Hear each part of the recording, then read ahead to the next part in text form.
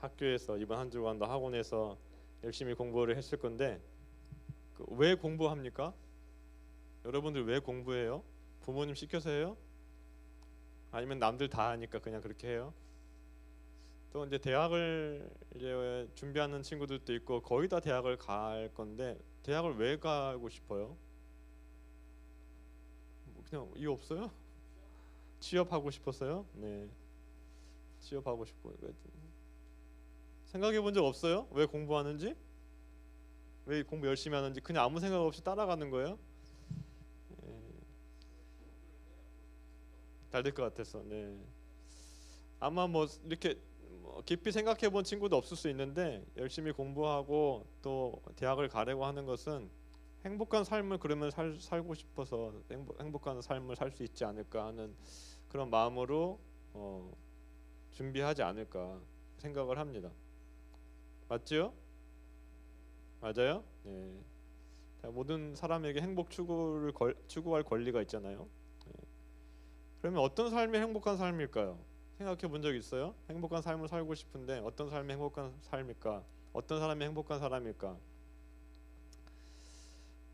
생각해 본 적 있습니까? 없어요? 아니 아무 생각 없이 사는 게 행복한 삶이에요? 어, 한 예? 예, 자유롭게 사는 것도 행복일 수 있죠. 예.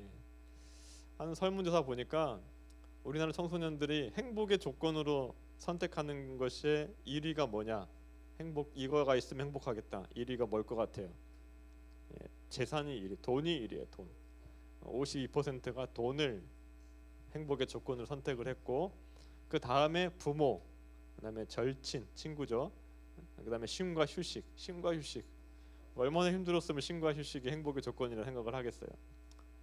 어쨌든지 돈이 제일 1위를 차지했고 대학생을 대상으로 조사한 결과가 똑같아요. 대학생들에게는 이렇게 물었어요. 돈이 행복의 조건입니까? 이렇게 물었습니다. 돈이 행복의 조건입니까? 그랬더니 93%가 그렇다라고 대답을 했습니다. 93%. 돈이 행복의 조건이라고 대학생 10명 중에 9명 이상이 그렇게 생각을 하고 있고 그 중에 크리스천 대학생들은 몇 퍼센트냐? 크리스천 대학생들도 똑같아요. 차이가 좀 있는데 1% 차이 있어요. 92%가 돈이 행복의 조건이다. 그렇게 얘기를 했습니다. 그러니까 여러 가지 조사를 해보면은 행복의 조건 중에 1위는 거의 다 돈이에요. 돈, 재산, 재물. 청소년이든 대학생이든 어른이든 믿는 사람이든 믿지 않는 사람이든 많은 사람이 돈이 있으면 행복할 거라고 생각하면서 살아간다는 겁니다. 근데 정말로 그럴까요? 정말로 돈 있으면 행복할까요? 이런 연구들이 많이 이루어졌어요. 행복의 조건에 대해서 많은 사람들이 연구를 했는데 그 중에 대표적인 연구가 하버드 대학교에서 85년간 연구를 한 게 있습니다. 2,000명을 대상으로 한 가지 연구를 했어요. 이 연구는 한 질문에서 시작됐는데 하버드 대학은 최고의 대학이죠. 미국의 하버드대 재학생과 보스턴 빈민가에 있는 청년들 중 누가 더 행복하고 건강한 삶을 살게 될까라는 질문에서 이 연구가 시작이 됩니다. 그래서 엄청나게 85년 동안 연구가 진행이 되니까 지금 연구하고 있는 책임자가 네 번째라고 그래요. 네 번째고 그 중간에 행복의 조건이라는 책으로 한번 출판된 적이 있습니다. 그 책이 우리나라에도 번역이 됐어요. 자, 이 연구의 결과가 어떻게 나왔을까요? 학벌이 좋은 사람이 행복하게 오래 살았을까? 아니, 돈을 많이 번 사람이 행복했을까? 어느 조건이 행복의 조건일 것 같아요? 물론 어느 정도 기본적인 소득은 필요해요. 너무 가난하면 행복하지 않겠죠. 기본적인 소득이 필요하지만은 더 많은 돈을 번다고 해서 행복한 건 아니라고 그럽니다. 그리고 건강도 마찬가지예요. 하버드생들이 조금 더 오래 살았는데 그 이유는 건강에 대한 정보를 더 많이 가지고 있기 때문에 좀 오래 살았다고 그래요. 그러니까 이런 건강에 대한 정보가 수명에 영향을 미칠 수는 있지만은 학벌이 좋다고 행복하게 오래 사는 것은 아니라고 해요. 그러면서 이 연구의 결과가 어떻게 나왔느냐? 행복의 조건 1위가 뭘 것 같아요? 1위. 사람들과의 따뜻하고 의지할 수 있는 관계가 행복의 열쇠래요. 좋은 관계, 사람들과의 좋은 관계, 그렇게 의지할 수 있는 사람이 있는 그 조건이 1위라고 그래요. 1위. 그래서 이 사람이 뭐라고 얘기냐면 연구 책임자가 뭐 노후를 위해서 뭐 돈을 준비하는 것에 투자하기 전에 먼저 사람 관계를 더 열심히 하라고 그렇게 얘기를 하더라고요. 오랫동안 연구를 해보니까 결국에는 행복의 조건은 돈이 아니라 사람의 관계라는 겁니다. 사람의 관계. 자, 그럼 성경에서는 행복의 그 비결이 뭐라고 얘기할까? 성경에서도 똑같아요. 하나님과의 관계. 그 하나님과의 관계 속에서 이루어지는 사람과의 관계. 거기서 행복이 오는 거예요. 자, 오늘 본문은 그래 행복의 비결에 대해서 얘기를 하고 있는데 1절에 보니까 복 있는 사람이란 나와요. 이 복 있는 사람은 행복한 사람이라는 의미예요. 원어적으로도. 행복한 사람. 행복한 사람이 누구인가? 행복한 삶을 사는 비결이 뭔가? 이 시편의 시인이 행복한 삶을 살기 위해서 하지 말아야 될 것 세 가지를 얘기하고 그 다음에 해야 될 것 한 가지를 얘기하는데 먼저 하지 말아야 될 것 세 가지는 1절에 있어요. 1절에 보니까 복 있는 사람, 행복한 사람은 악인들의 길을 따르지 아니하며 죄인들의 길에 서지 아니하며 오만한 자들의 자리에 앉지 아니하고라고 얘기해요. 죄의 길을 따르면 인생이 행복하지 않다는 거예요. 죄를 짓는 길을 따르면, 세상의 죄악된 길을 따르면, 특별히 죄는 점점 더 강화되는 경향이 있습니다. 사람은 죄에 한 번에 크게 무너지는 게 아니에요. 어느 날 갑자기 죄에 크게 무너지는 게 아니라 보통은 아주 작은 타협에서 시작을 합니다. 처음에는 악인들의 꾀를 따라요. 사람들이 주위 사람이 악한 사람들이 영향을 받기 시작하는 거예요. 그 사람들의 행동이나 생각에 영향을 받습니다. 우리 앞에 욕을 많이 하는 친구들만 있으면 어때요? 어떻게 돼요? 우리가 고운 말만 쓸까요? 그렇지 않죠. 고운 말을 쓰려고 애를 쓰지만은 우리가 친구들과 말하는 도중에 나도 모르게 욕을 하게 됩니다. 욕을 많이 하는 친구들과 얘기를 하게 되면 그러면서 속으로 뭐라고 생각해요? 친구들도 다 욕을 하니까 나는 친구들보다 덜하니까 이 정도 한마디 정도 괜찮겠지. 친구들과 어울리기 위해서는 욕을 좀 해야 될 수밖에 없어. 그렇게 타협하기 시작해요. 악한 행동에 영향을 받게 되는 거예요. 이게 악인들의 꾀를 따르는 겁니다. 자, 그 다음으로는 죄인들의 길에 서게 된다고 하죠. 걷다가 잠깐 이렇게 지나가다가 영향을 받는 게 아니라 이제는 죄를 짓기 위해서 멈춰선 상태를 의미해요. 딱 서가지고 다른 사람의 영향 때문이 아니라 어쩔 수 없이 영향을 받아가지고 뭐 한 번 정도 실수로 그렇게 하는 게 아니라 이제는 스스로 악한 행동을 한다는 거예요.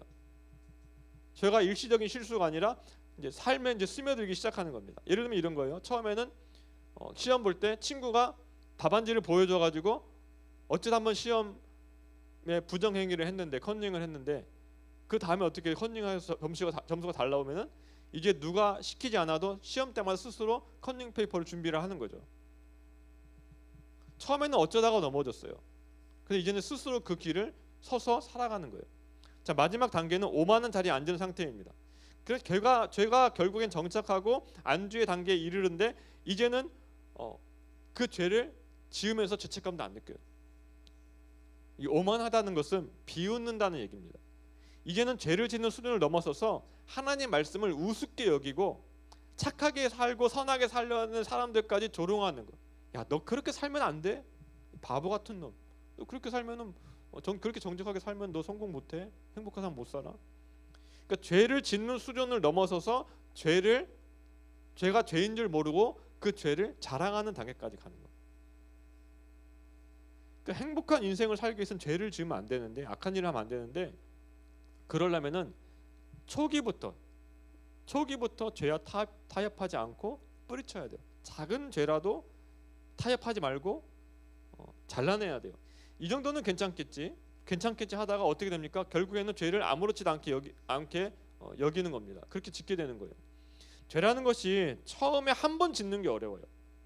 한 번 짓는 게 막 가슴이 떨리고 막 불안하고 막 두려움이 넘치고, 근데 한 번 짓는 게 어렵지 두 번 짓는 거는 한 번 짓는 것보다 쉽습니다. 세 번째는 더 쉬워집니다. 그러다 보면 이제는요, 죄를 지어도 죄책감이 사라져요. 죄를 계속 짓다 보면 그게 죄인 줄도 모르고 나중에는 그 죄를 즐기게 됩니다. 거짓말하는 걸 생각을 해보세요. 처음에 거짓말할 때는 심장이 두근거려요. 그 마음이 괴롭습니다. 내가 거짓말했네. 왜냐하면 사람이 양심이라는 게 있잖아요. 또 예수 믿는 사람은 그 안에 성령이 계시잖아요.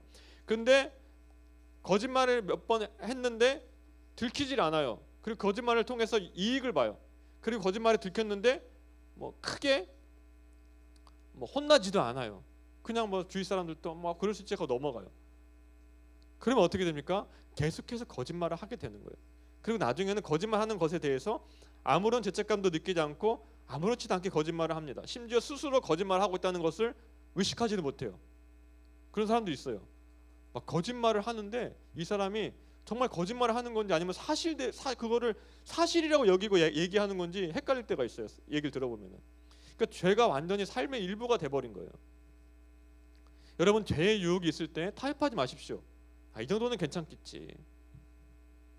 다른 사람들도 하는데 나만 유발날 필요 없지. 그 타협하지 마십시오. 결국에는 그 죄가 나중에 점점 커져가지고 우리를 삼키게 됩니다. 그렇게 되면 우리가 결코 행복한 인생을 살 수가 없어요. 다음으로 행복한 삶을 살기 위해서는 하나님의 말씀을 즐거워하고 항상 가까이 하라고 그래요. 악인들의 꾀를 따르지 않고 죄인들의 길에 서지 않고 오만한 자리에 자리에 앉지 않아야 행복한 인생을 살아갈 수 있는데, 그런데 그렇게 소극적으로 피하는 것만으로는 한계가 있어요. 더 적극적으로 하나님의 말씀을 즐거워하고 밤낮으로 묵상할 때 행복한 인생을 살 수가 있다는 겁니다. 이건 제가 여러 번 얘기했어요. 자, 우리가 대한민국 국민이죠. 대한민국 국민으로서 이 나라에서 행복하게 살 권리가 우리에게 있습니다. 그런데 이 국민으로서 법을 잘 지키는 삶이 행복할까요? 아니면 법을 다 어기면서 온갖 범죄를 저지르는 삶이 행복할까요? 정상적인 사람이라면 법을 잘 지키며 사는 것이 훨씬 행복할 겁니다. 평생 온갖 범죄를 저지르며 산 범죄자가 내 인생 참 행복했다, 내 인생 참 의미 있었다, 이렇게 얘기할 수 없어요. 그렇게 얘기한다면 그 사람은 완전 사이코인 거예요. 사이코패스예요. 드라마 있을 수 있죠. 오히려 법을 잘 지키고 사회에 많은 공헌을 한 그런 사람의 인생이 행복하고 의미가 있는 거예요. 마찬가지로 우리가 하나님 나라의 백성으로서 우리가 가장 행복하게 사는 비결은 뭐냐? 하나님 나라의 법을 잘 지키며 사는 건데, 그 하나님 나라의 법이 뭐냐 하면은 하나님의 말씀이에요. 하나님의 말씀. 여기 나오는 율법, 토라라고 얘기하는데, 하나님의 말씀을 우리의 삶의 기준으로 삼고 그 말씀대로 살아갈 때 우리 인생이 가장 행복하다는 거예요. 하나님께서 우리를 창조하실 때 어떻게 창조하셨느냐?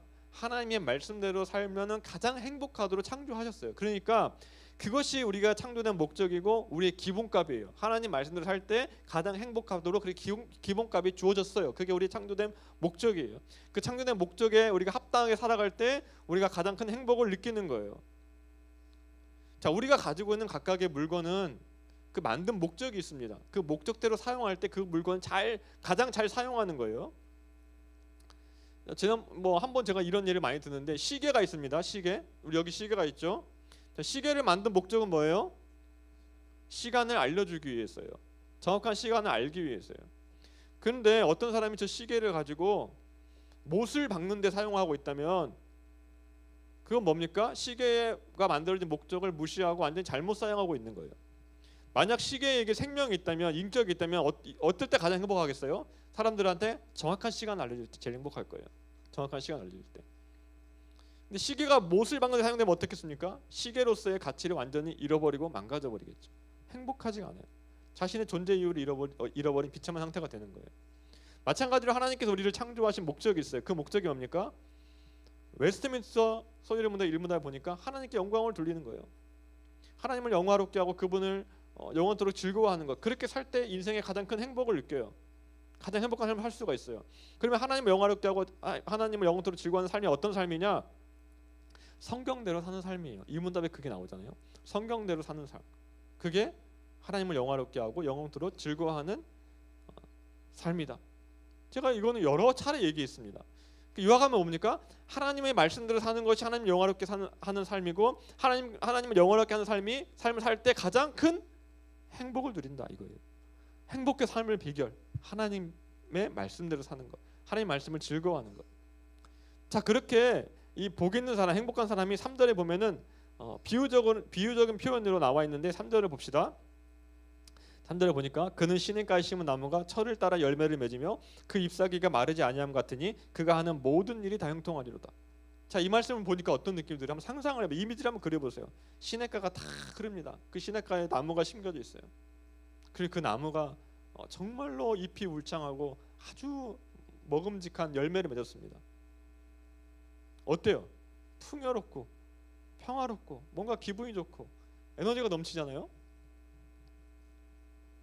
그런 삶을 살게 된다는 거예요. 그런 삶, 정말 풍성한 삶을, 열매 맺는 삶을, 다른 사람이 보기에도 너무나 아름다운 삶을. 그런 삶을 살게 된다는 거예요. 그런데 악인의 모습은 어떻냐? 악인들의 모습은 4절에 보니까 바람에 나는 겨와 같도다 그럽니다. 바람에 나는 겨와 같도다. 겨 알아요? 겨? 곡식을 이렇게 탈곡을 하고 나서 남은 쭉정이를 겨라고 얘기하잖아요. 쌀겨, 겨라고 얘기하잖아요. 바람에 나는 겨. 어떤 느낌이 들어요? 쓸모없고 가볍고 뭔가 목적 없이 이리저리 흩날리는 느낌이에요. 아무런 목적 없이.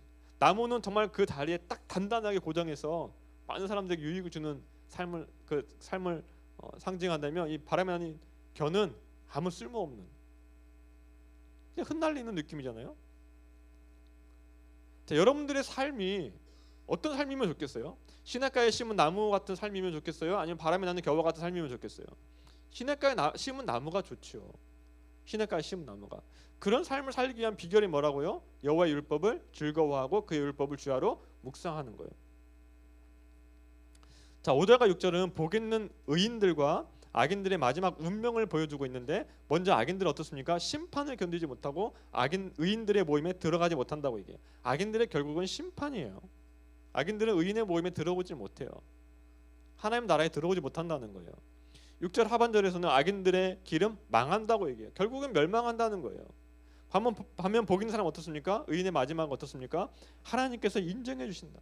하나님께서 그 의인의 삶을 다 아신다. 인정해 주신다. 하나님께서 기뻐하신다. 그 삶을 하나님께서 칭찬해 주신다. 그런 삶이 말씀대로 사는 삶이에요. 말씀을 즐거워하는 삶. 근데 여기서 우리가 솔직하게 짚고 넘어갈 게 있어요. 그게 뭐냐면은, 우리가 악인들의 길을 따르지 않고 죄인들의 길을 서지 않고 오만 자리에 앉지 않아야 되는데, 그런데 우리는 그렇지 않잖아요. 어때요? 우리가 악인들의 길을 따를 때가 많아요. 죄인들의 길을 설 때가 많아요. 오만한 자리에 앉을 때가 가끔 있을 수도 있어요. 하지만 한 번도 이런 죄를 짓지 않는 사람은 없어요. 그렇잖아요. 그러면 나는 복 있는 사람이 아닌 건가? 복 있는 사람이 되지 못하는 건가? 이렇게 생각이 들 수도 있습니다. 솔직히 우리 중에 1절 말씀대로 완벽하게 산 사람 아무도 없어요. 저도 마찬가지예요. 저도 때로는 악인들의 꾀를 따르고 죄인들의 길에 서고 오만한 자리에 앉을 때가 있어요. 우리는 다 알게 모르게 죄와 타협하며 살아온 존재들이에요. 자, 그러면 시편 1편은 절망을 주는 말씀인가? 우리가 복 있는 사람으로 사는 것이 정말로 불가능한 일인가? 그렇지 않아요. 오히려 시편 1편은 우리를 예수님께로 데려갑니다. 예수님께로 데려가요. 시편 1편에 말하는 복 있는 사람을 완벽하게 이 기준을 지킨 사람은 성경에 딱 한 분 계신데, 그분이 누구예요? 예수 그리스도예요. 예수님이세요. 예수님만이 악인의 꾀를 따르지 않으시고 죄인의 길에 서지 않으시고 오만한 자의 자리에 앉지 않으신 완전한 의인이셨어요. 그리고 여호와의 율법을 즐거워하면서 밤낮으로 그 뜻을 이루신 유일한 분이세요. 예수님께서는 최고의 행복을 경험한 유일한 분이시고 시편 1편에서 말씀하는 복 있는 사람이세요. 근데 그 완전하신 예수님이 어떻게 되세요? 우리 대신 악인 취급을 받으세요. 우리 대신 죄인의 자리에 서세요. 우리 대신 저주와 심판을 받으셨어요. 왜요? 우리가 죄인이기 때문이에요. 우리가 악인이기 때문이에요. 우리가 시냇가에 심은 나무가 아니라 바람에 나는 겨 같은 존재였기 때문이에요. 예수님께서는 말씀에 온전히 순종하십니다. 그리고 예수님이 순종하셨기 때문에 우리 대신 죄인의 자리에 서주셨기 때문에 우리가 예수님을 믿음으로 그분의 의를 선물로 받아서 의인이 되고 복 있는 사람이 되고 행복한 인생을 살 수 있게 된 거예요. 예수님의 그 온전한 순종이 믿음으로 우리의 것이 되어서 시편 1편의 모든 복이 우리의 것이 된 거예요. 그런데 예수님께서 우리를 의롭다 해주시는 것으로 끝내지 않으시고 우리에게 성령을 보내주셨습니다. 우리 안에 성령이 있어요. 그래서 우리가 성령 안에서 우리가 죄를 미워하며 죄를 돌아서서 거룩한 삶을 할 수 있게 되었고, 성령 안에서 하나님의 말씀을 억지로 지키는 것이 아니라 그 말씀을 즐거워하고 그 말씀을 묵상할 수 있게 됐습니다. 세상은 우리에게 돈이 있어야지, 좋은 대학 나와야지, 성공해야지, 행복하다고 끊임없이 속삭여요. 하지만 성경은 뭐라고 얘기합니까? 하나님의 말씀을 가까이 하는 사람, 예수 그리스도를 믿고 의인이 된 사람, 성령 안에서 말씀을 즐거워하는 사람이 진짜 행복한 사람이다. 진짜 행복한 인생을 살고 있는 사람이다. 그렇게 말씀을 해요. 오늘부터 단 하루에 단 5분이라도 좋으니까 성경 말씀을 읽고 묵상하는 그런 삶을 살았으면 좋겠어요. 아침에 짧은 본문 하나 읽고 하루를 시작해 보는 겁니다.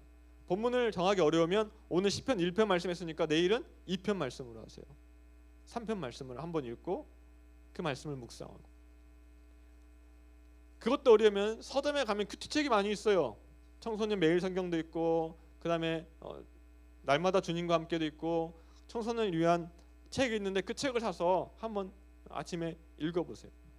처음에는 좀 힘들 수 있죠. 처음에는 좀 재미없을 수 있어요. 하지만 시냇가에 심은 나무가 하루아침에 자라는 게 아니잖아요. 매일매일 말씀을 읽고 묵상하고 말씀을 즐거워하다 보면은 열매를 풍성히 맺는 나무가 되어 있을 겁니다. 시냇가에 심은 나무처럼 흔들리지 않고 마르지 않고 철을 따라 열매 맺는 복된 삶을 살아가는, 행복한 삶을 살아가는 우리 모두가 되기를 주님의 이름으로 축복합니다.